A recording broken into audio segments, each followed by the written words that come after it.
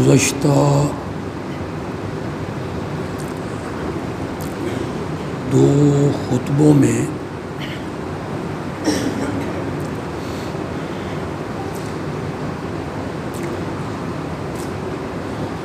اس عنوان پر گفتگو ہوئی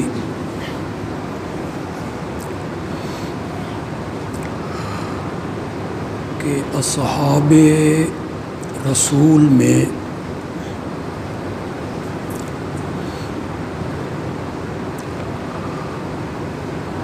سیدنا معاویہ رضی اللہ تعالی عنہ سب سے زیادہ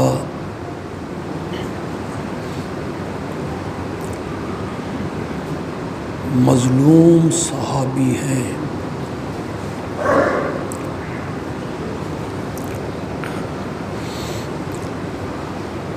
اگر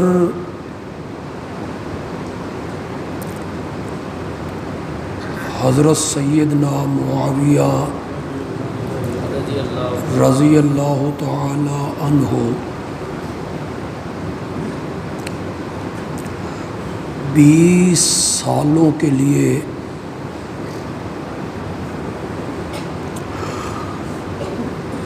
امیر المومنین نہ بنتے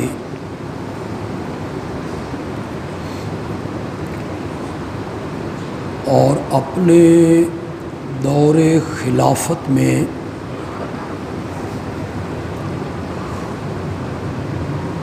وہ یہودیت کو، نصرانیت کو، رافضیت کو، سبائیت کو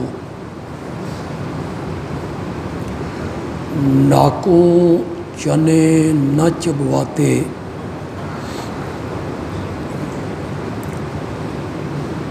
اور فتوحات کا یہ سلسلہ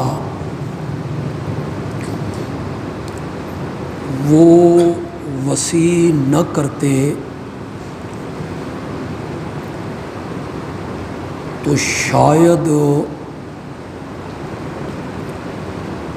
ان کی اتنی کردار کشی اور ان کے خلاف اتنا پروپیگنڈا شاید نہ ہوتا، لیکن انہوں نے اپنے دور خلافت میں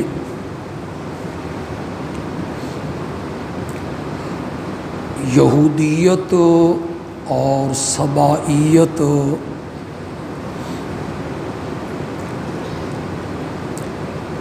ان کے خلاف عملی جد و جہد کی، تو ان لوگوں نے ہماری تاریخ میں گھس کے اور اہل سنت کا لبادہ اوڑھ کے ہر ممکن کوشش کی کہ حضرت سیدنا معاویہ رضی اللہ تعالی عنہ کو اتنا بدنام کر دیا جائے، ان کی وقت گھٹا دی جائے،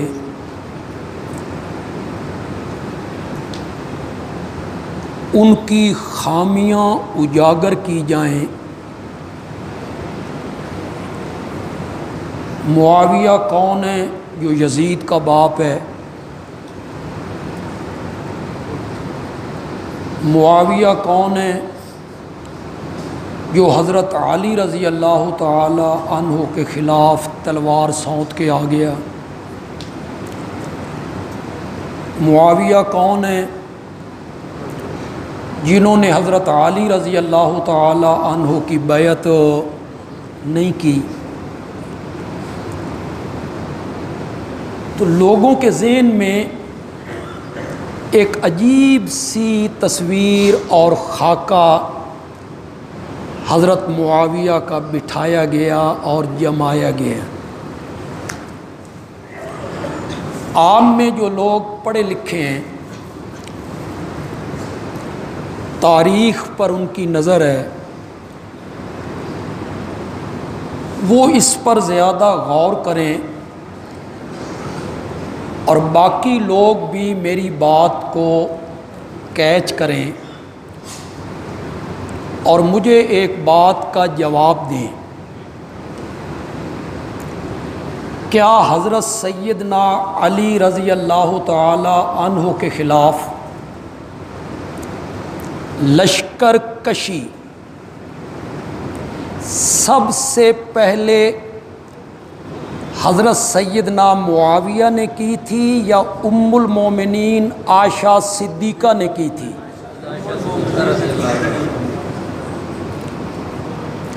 اگر یہ جرم ہے اور اگر اس جرم کی وجہ سے معاویہ کے خلاف تنقید کی پٹاری کھولی جا سکتی ہے تو الیاذ باللہ یہی جرم تو پھر ام المومنین نے بھی کی۔ آپ حضرت طلحہ کو جانتے ہیں؟ حضرت زبیر کا نام آپ نے سنا ہے؟ معمولی لوگ ہیں؟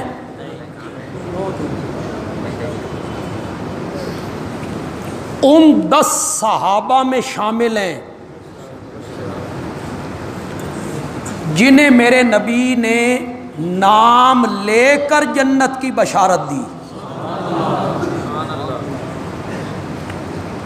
وہ دونوں حضرت عائشہ کے لشکر میں شامل ہو کر حضرت علی کے خلاف نہیں آئے۔ وہاں تمہاری زبانیں خاموش ہو جاتی ہیں، تمہارے کلموں کی سیاہی خشک ہو جاتی ہے۔ میرے نبی نے پھر اور بات سنو، صرف آئے نہیں،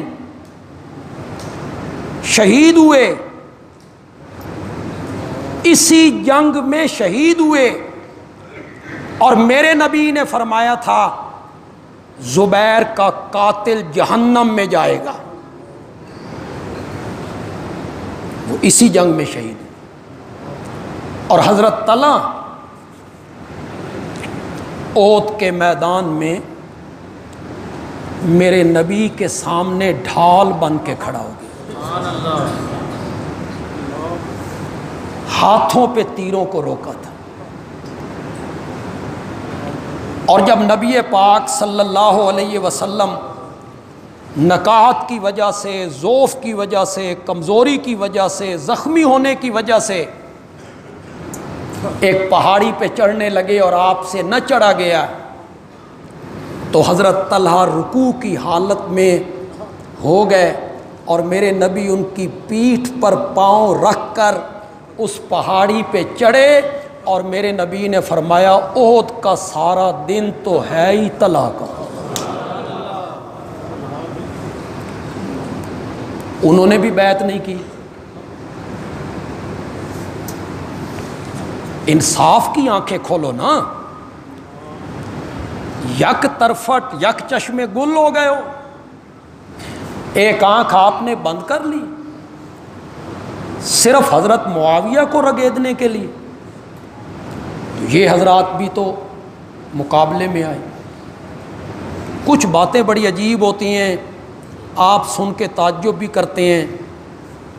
حضرت علی رضی اللہ تعالی عنہ کے بڑے بھائی 20 سال عمر میں بڑے ہیں۔ کتنے سال؟ حضرت عقیل رضی اللہ تعالی عنہ، انہوں نے بھی اپنے بھائی کی بیعت نہیں کی، وہ معاویہ کے دائرے میں تھے۔ چلو سکا بھائی بیعت نہیں کرتے، اور پھر تم سے کوئی جواب نہ بن پڑا، تو پھر مورخین نے لکھا کہ کسی نے حضرت عقیل سے پوچھا کہ تم نے حضرت علی کی بیعت نہیں کی اور معاویہ کے پاس چلے گئے ہو، اس کی وجہ؟ تو وہ کہنے لگے دین اور ایمان اور تقوی یہ تو میرے بھائی کے پاس ہے، معاویہ کا دسترخوان اچھا ہے۔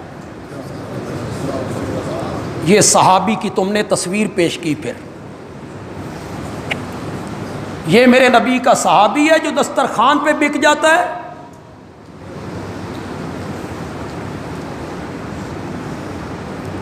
تو سب سے زیادہ ہماری تاریخ نے جو ظلم کیا وہ کس شخصیت کے ساتھ ہوا؟ زور سے بولو، زور سے بولو۔ ظلم کی، اس کا آواز ذرا زیادہ ہو گیا ہے، اس کا آواز بس کم کر دیں۔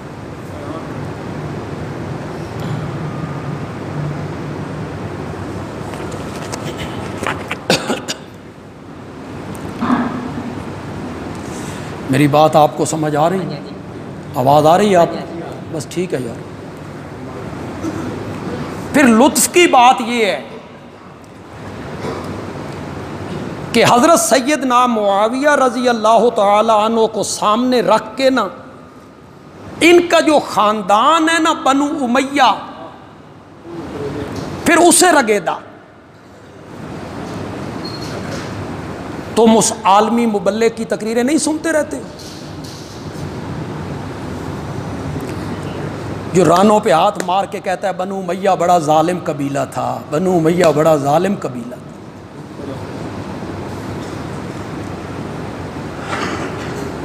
آپ فیس بک پہ اس مبلغ اسلام کا بیان سنیں، اس کا نام آپ سامنے سے کاٹ دیں تو سننے والوں کو پتہ نہیں چلے گا کہ سین بول رہا ہے یا شین بول رہا ہے۔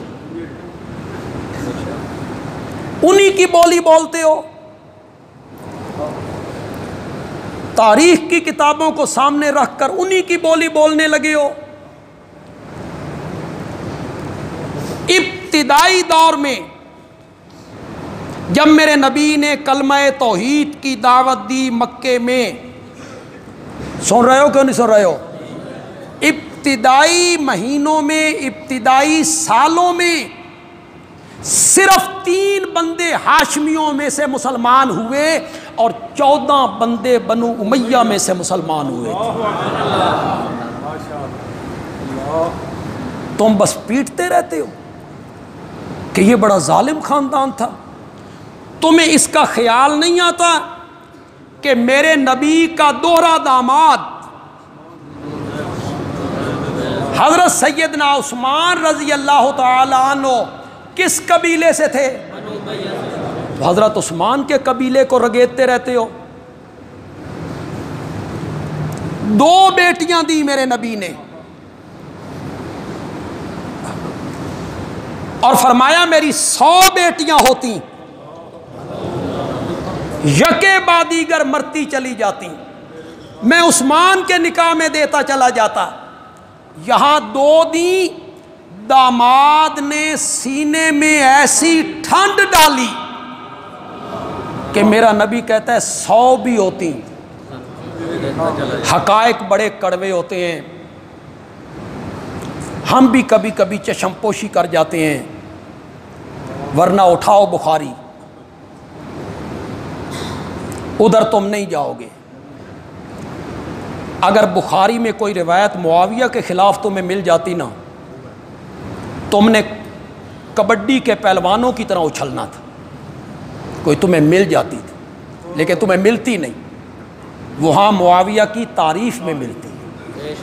وہ میں بیان کروں گا، میں انشاءاللہ آنے والے جمعوں میں آپ کو بتاؤں گا کہ معاویہ ہے کون، اس کو رگیدا گیا ہے، نہیں ملتی تمہیں۔ ورنہ اٹھاؤ بخاری، فاطمہ روتے ہوئے میرے نبی کے گھر آئی تھی۔ آپ میں سے کسی کو اس واقعے کا پتہ ہے کہ کوئی نہ؟ بولو ذرا بولو۔ حضرت حسن کو، حضرت حسین کو، اپنی بیٹی زینب کو، ام کلثوم کو، 4 بچوں کو لے کے روتی ہوئی اپنے بابا کے گھر آئی تھی، اور بابا نے پوچھا تھا فاطمہ کیا ہوا؟ کہ بابا آپ نے نہیں سنا کہ کیا؟ کہ میرے شوہر حضرت علی ابو جہل کی بیٹی سے شادی کرنا چاہتے ہیں۔ مجھ پر سوکن لانا چاہتے ہیں اور ایک کافر کی بیٹی کو. اٹھاؤ بخاری، اٹھاؤ حدیث کی کتابیں، اٹھاؤ فریقین کی کتابیں. حقائق بڑے کڑوے ہوتے ہیں. میرے نبی کا کیوں بھائی بیٹیوں والوں، بیٹی 4 بچوں کو لے کے روتی ہوئی گھر آ جائے، باپ کے دل پہ کیا بیتی. میرے نبی گھر سے باہر نکلے، حضرت سیدنا علی رضی اللہ تعالیٰ عنہ کے گھر پہنچے، دیکھا حضرت علی موجود نہیں. پوچھا کہاں کہ نکل گئے. آپ مسجد میں آئے تو حضرت علی مٹی پہ سوئے ہوئے تھے، زمین پر، بغیر کسی دری کے، بغیر کسی صف کے. وہاں میرے نبی نے کہا قم یا ابا تراب. مٹی والے اٹھے، اٹھایا اور فرمایا ابو بکر کو بلا کے لے آ، عمر کو بلا کے لے آ. ان کو کیوں بلائے؟ شاباش شاباش. نکاح کی تحریک کس نے پیش کی تھی؟ رشتہ لے کے گئے کون تھے؟ تو بیٹی جب گھبرا جائے، روئے لگے، تو پھر لوگ خامند سے بعد میں پوچھتے ہیں اور رشتہ کروانے والوں سے کہ تسی رشتہ کرایا سی. تو یہ دیکھو کیا ہو گیا. جا بلا کے لا ان دونوں کو. وہ آئے، لوگ اکٹھے ہوئے. میرے نبی نے فرمایا فاطمہ تو بضع تو منی، فاطمہ میرے جگر کا ٹکڑا ہے. کس موقع پہ کہا؟ شاباش شاباش. فاطمہ میرے جگر کا ٹکڑا ہے. جس نے فاطمہ کو دکھایا اس نے مجھے دکھایا. کس موقع پہ کہا؟ شاباش. تمہیں آج شرم نہیں آتی میرے نبی کے اس فرمان کو فٹ کرتے ہو حضرت ابو بکر پر کہ انہوں نے فدق نہیں دیا اور ہٹا دیا اپنے دربار سے اور وہ دھوپ میں کھڑی رہیں تو حضرت فاطمہ کو وصیت دی. اور نبی پاک نے کہا تھا جس نے فاطمہ کو دکھایا اس نے، یہ حضرت ابو بکر کے متعلق کہا تھا یا مسخ کرتے ہو تاریخ کو؟ کہیں کی بات کہیں جا کے فٹ کرتے ہو. یہ میرے نبی نے اس موقع پہ کہا جب حضرت علی رضی اللہ تعالیٰ عنہ کے متعلق پتہ چلا. یہ اطلاع غلط تھی، یہ بھی ذہن میں رکھیں. حضرت فاطمہ تک یہ اطلاع غلط پہنچی تھی. حضرت علی کوئی ایسا کام نہیں کرنا چاہتے تھے، لیکن میرے نبی نے کہا جس نے فاطمہ کو دکھایا اس نے مجھے دکھایا، اور جس نے مجھے دکھایا. اللہ کے رسول کی بیٹی اور دشمن رسول کی بیٹی ایک گھر میں اکٹھی نہیں ہو سکتی. حقائق بڑے کڑوے ہوتے ہیں. اس سے پہلے بھی آپ نے بخاری کی یہ حدیث کبھی سنی ہے کہ نہیں سنی؟ کون سناتا ہے؟ کون سناتا ہے؟ بدنام کیا گیا. یہاں ایک دی، وہ روتے ہوئے گھر آئی، وہاں 2 دیں، فرمایا میری 100 بیٹیاں ہوتی میں تیرے نکاح میں دیتا چلا جاتا.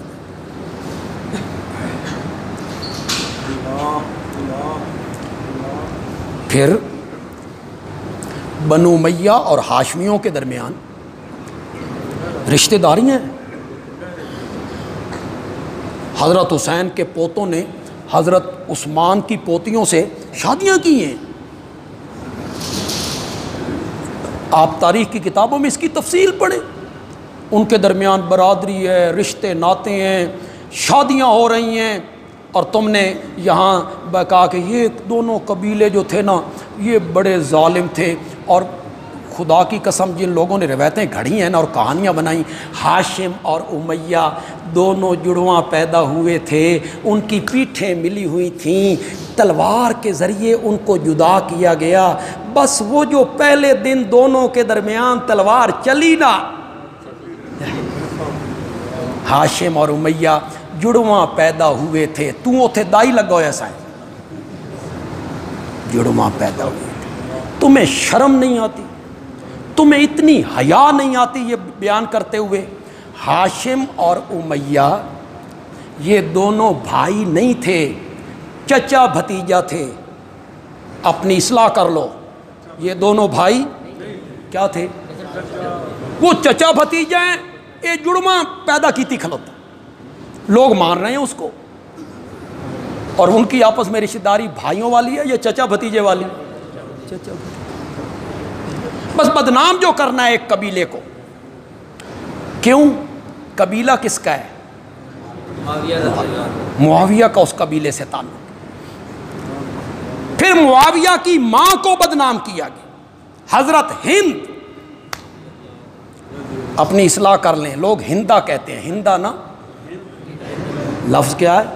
ہند۔ سیدہ ہند میرے نبی کی خوش دامن ہے، میرے نبی کی ساس ہے۔ سن رہے ہو کہ کون نہیں سن رہے ہو؟ میرے نبی کی خوش دامن ہے۔ فتح مکہ کے دن میرے نبی کی خدمت میں آئی۔ میرے نبی نے جب پہچانا کہ ہند ہے تو طبقات ابن سعد نے لکھا، سن سکتے ہو تو سنو۔ میرے نبی نے کہا مرحبا بکے، خوش آمدید، جی آیا نو۔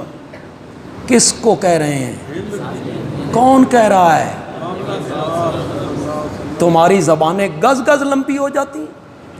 میرے نبی کو پتہ نہیں تھا کہ اس نے عود میں کیا کیا تھا؟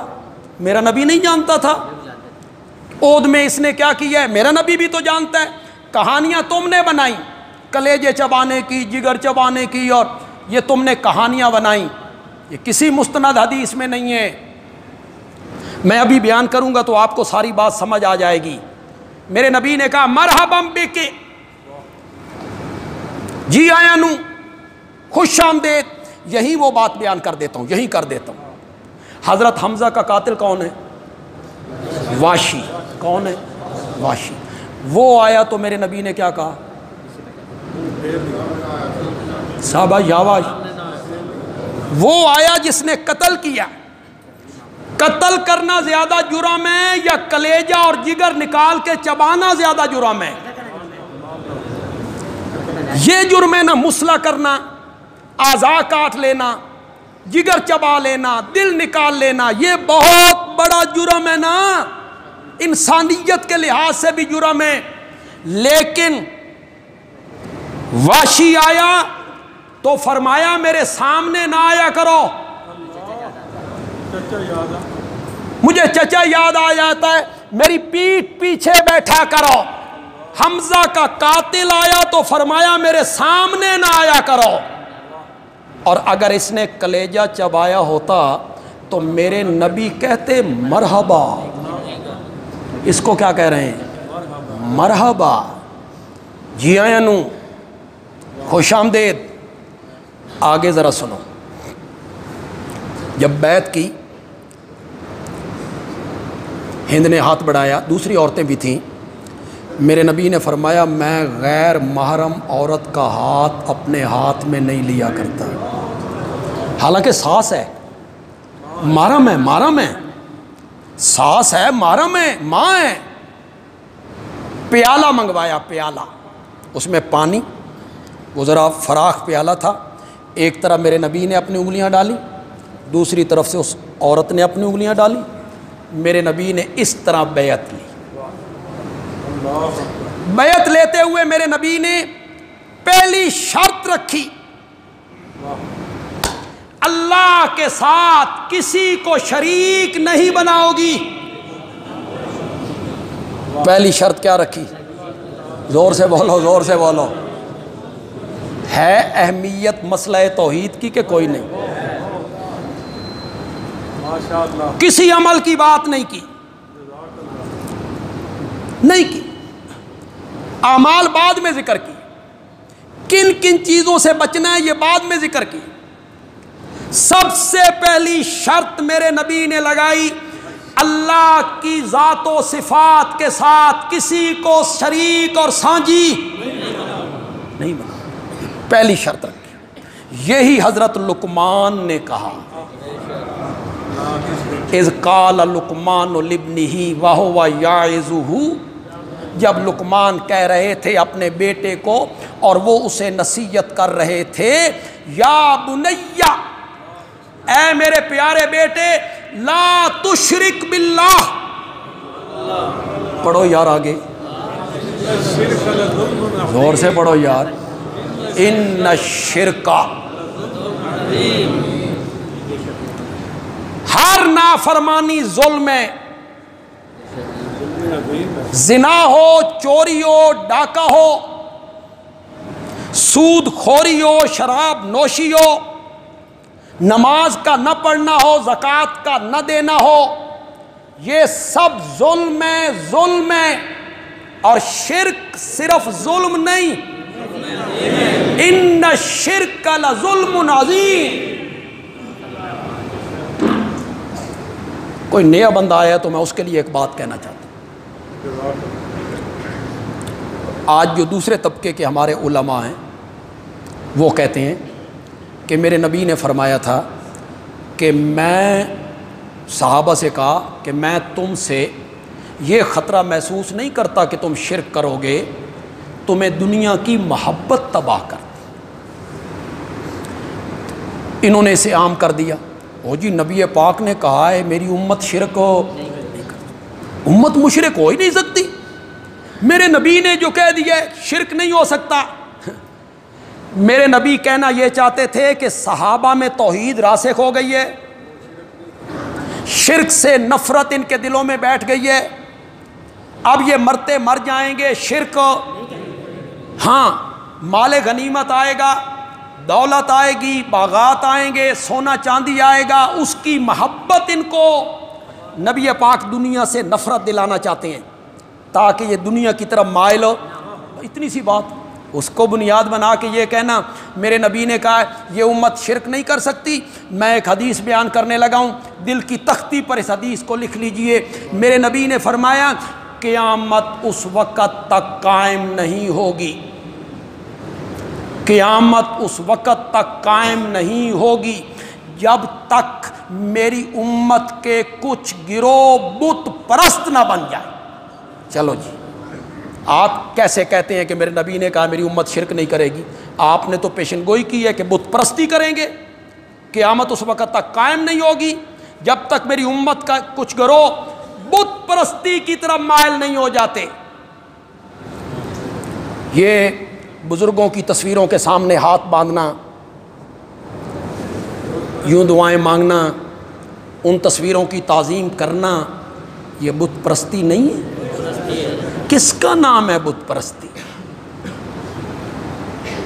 یہ اپنے گھروں میں کیلنڈر لگانا کہ ادھر سمندر ہے، ادھر کشتی ہے، ادھر مائی ہے، ادھر بابا بیٹھا ہوا ہے، یہ کشتیاں پار لگاتا ہے، تو یہ کیا ہے؟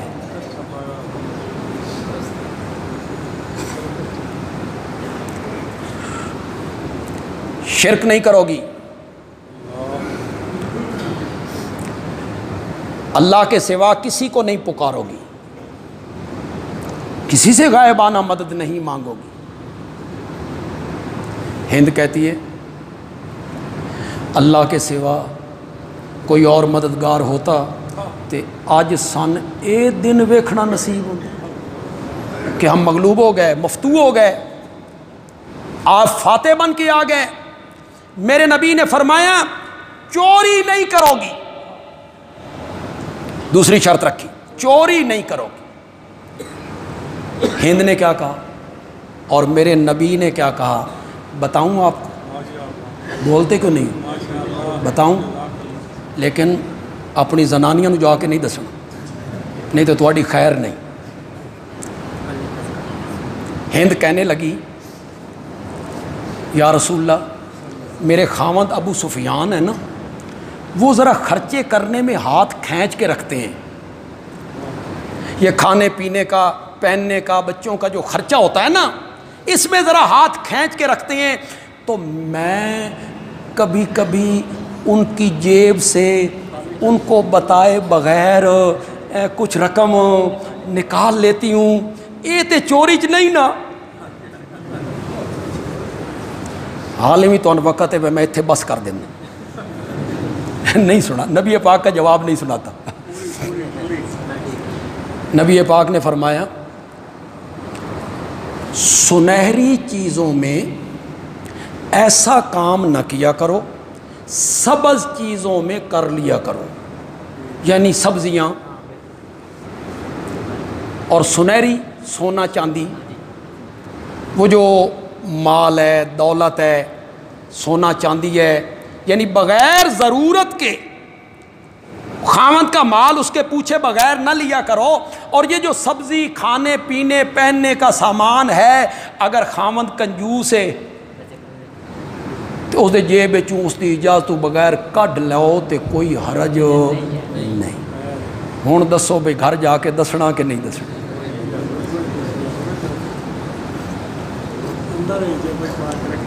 یہ ہند اور میرے نبی کے درمیان بات ہو رہی. معلوم ہوتا ہے کوئی پہلے بھی بڑا یعنی وہ ساس اور داماد کا ایک تعلق ہے. زنا نہیں کرو گی. ہند کہتی ہیں زنا اور شریف زادی زنا کرے، یہ کیسے ہو سکتا ہے؟ دیکھیں جاہلیت کی ایک عورت ہے، ابھی اسلام لائی ہے، لیکن اس کے ہاں وہ کہتی ہے کہ ایک شریف خاندان کی عورت زنا کا ارتکاب کرے، یہ کیسے ہو سکتا ہے؟ اپنی اولاد کو قتل نہیں کرو گی بھوک کے ڈر سے، یا اس لیے کہ کل کسی کو داماد بنانا پڑے گا تو کسی بچی کو قتل کر دو، قتل نہیں کرو گی.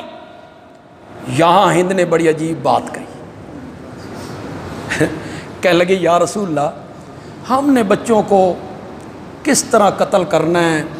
ہم نے تو پال پوس کے جوان کیا تھا اور بدر میں آپ کی تلوار کے وہ لقمے بن گئے تھے، سارے ختم ہو گئے تھے.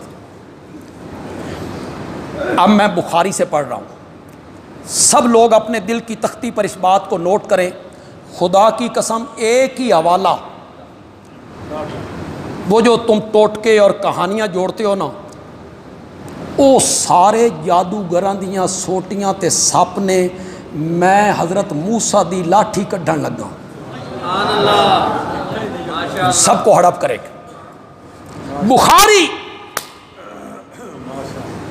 راوی کا نام بتاؤں؟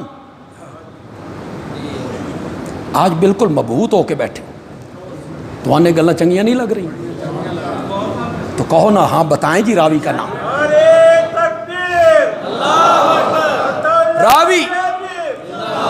راوی اس حدیث کی ہے ام المومنین عائشہ صدیقہ.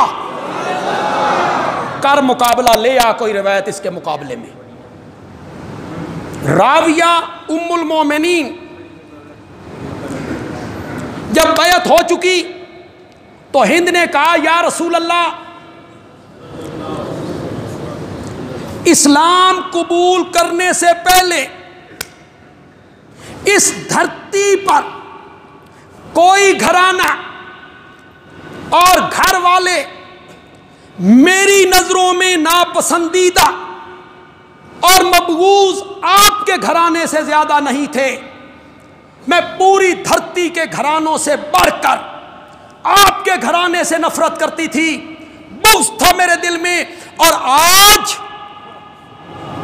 بیعت کرنے کے بعد اس دھرتی پر کوئی گھرانہ آپ کے گھرانے سے زیادہ مجھے پیارا نہیں ہے، مجھے محبوب نہیں ہے. آج کے بعد آپ کا گھرانہ اللہ اسے آباد رکھے، آپ کی آل اولاد کو اللہ بڑھائے، آپ کی آل اولاد کو اللہ ترقیاں نصیب کرے. ہند نے یہ جملے کہے، سنو سن سکتے ہو تو میرے نبی نے کہا والذی نفس محمد بیدہ ایذن لکم، مجھے اس ذات کی قسم ہے جس کے قبضے میں میری جان ہے، میرا بھی تیرے گھرانے کے متعلق یہی خیال ہے. اب نکالو گالیاں ہند کو، نکال سکتے ہو تو نکالو۔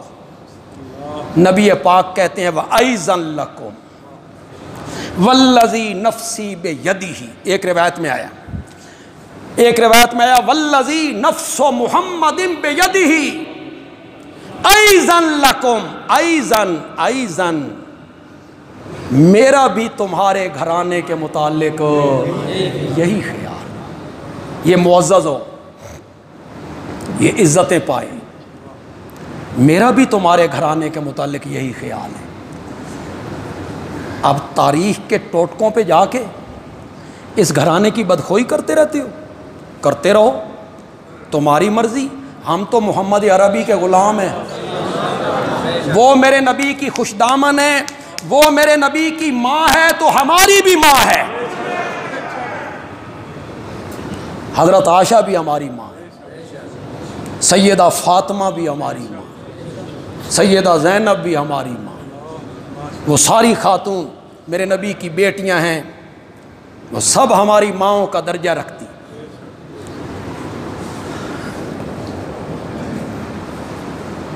اللہ تمہارے گھرانے کو بھی اسی طرح عزت دے جس طرح تم میرے گھرانے کے متعلق کہہ رہی ہے۔ یہ حضرت پھر جب حضرت ہند اٹھیں، اٹھ کے گھر گئیں، اللہ اکبر، سب سے پہلا کام کیا کیا؟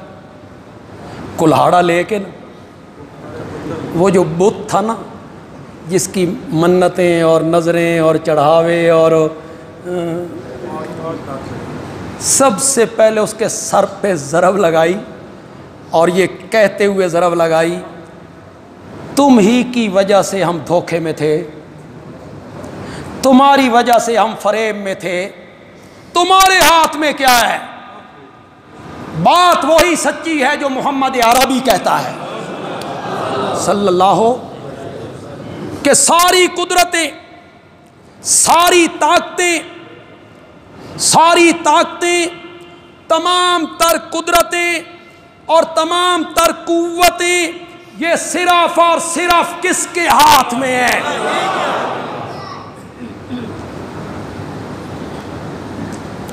ویل چیئر تے مشکل کشا بیٹھے ہوں، دو بندے اسے چلا رہے ہوں، چار بندے اسے اٹھا رہے ہوں، تمہیں اتنی سمجھ نہیں آتی جس کی اپنی ٹانگیں جواب دے گئیں، اپنی ٹانگیں اس کا وجود برداشت نہیں کر سکتی، تجھے کیا دے گا؟ مشکل کشا وہ ہے جو زمین و آسمان کی حفاظت کرتا ہے، ولا یعودہ، اور کبھی تھکتا بھی نہیں ہے، مشکل کشا وہ ہے، لجپال بھی وہی ہے۔ کہو یار، کہو ذرا، اللہ عرش پہ خوش ہو رہا ہو، لجپال بھی وہی ہے، کھوٹی قسمتیں کھری کرنے والا بھی وہی ہے، غریب نواز بھی وہی ہے، دستگیر بھی وہی ہے، غوث اعظم بھی وہی ہے، داتا بھی وہی ہے، گنج بخش بھی وہی ہے، جو بیمار ہو کے ڈاکٹروں کے پاس جائے، جس کی موت ہسپتالوں میں آئے، جنہیں آکسیجن لگے ہوئے ہوں، چھکے چڑھے ہوں، وہ تمہاری لجیں پالتے؟ واہ! مشکل کشا وہ ہے جو سب کو کھلاتا ہے، خود نہیں کھاتا۔ بس ایک جملہ ذہن میں آگے، پتہ نہیں کیوں آگے، جن پر مشکلیں پڑے وہ مشکل کشا نہیں ہوتے، جو حاجتوں میں مبتلا ہوں وہ حاجت روا نہیں ہوتے، مشکل کشا وہ ہوتا ہے جس پر کبھی مشکل نہ پڑے، اور وہ کون ہے؟ زور سے بولو، یہی توحید کا سبق ہے، یہی سبق ہے جو میرے نبی نے پہلے دن ہند کو دیا تھا، کسی کو اللہ کے ساتھ شریک نہیں کرو، نہیں کرو۔ یہی حضرت لقمان نے اپنے بیٹے سے کہا تھا، لا تشرک باللہ، اللہ کے ساتھ کسی کو شریک نہیں کرو گے، نہیں کرو گے۔ حضرت ابراہیم نے کہا تھا وَإِذَا مَرِضْتُ، جب میں بیمار ہوتا ہوں تو میری چھو میں اتنا اثر ہے کہ میں شفا پا لیتا ہوں، نہیں، وَإِذَا مَرِضْتُ فَهُوَ يَشْفِينِ، جب میں بیمار ہوتا ہوں تو وہی مجھے شفا دیتا ہے۔ تم شفاؤں کے لیے پتھر چاٹتے پھرتے ہو، زبانیں پتھروں پہ رگڑتے پھرتے ہو، شفائیں لینے کے لیے، بیماریوں سے نجات کے لیے۔ اور لوگوں بندیالوی تمہارا خیر خواہ ہے۔ میں تو کوئی ایسا جملہ نہیں بولنا چاہتا جس سے کسی کی دل آزاری ہو۔ ہزاروں بندے فیس بک پہ میرے اس بیان کو سنیں گے، میری تقریر کو اب بھی سن رہے ہوں گے۔ ہم تمہارے خیر خواہ ہیں، نکل آؤ ان چکروں سے، ان کے گھٹنے نہ چھوؤ، ان کے قدموں کو ہاتھ نہ لگاؤ، انہوں دے پلے ککھ نہیں، کچھ نہیں ہے ان کے پلے، کچھ نہیں ہے۔ قرآن پڑھو، قرآن کہتا ہے اللہ کے سوا جن کو تم پکارتے ہو لا یملکون مثقال ذرۃ ما یملکون من قطمیر، کھجور کی گٹھلی کے اوپر جو ایک باریک سا پردہ ہوتا ہے وہ اس پردے کے مالک نہیں، وہ اس پردے کے مالک نہیں، ایک ذرے کے مالک نہیں۔ اور جب اپنی بات کرتا ہے تو کہتا ہے قل اللہم مالک الملک للہ ملک السماوات والارض تبارک الذی بیدہ الملک لہ ما فی السماوات وما فی الارض۔ اوئے میرے بھائیوں اور بزرگوں، دوسرے مسلک سے تعلق رکھنے والے میرے عزیزوں، نوجوانوں اور پڑھے لکھے نوجوانوں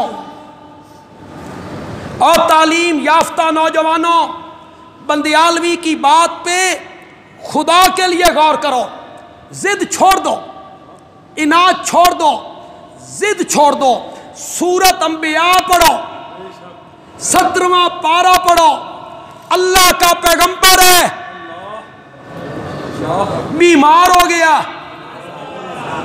کون ہے؟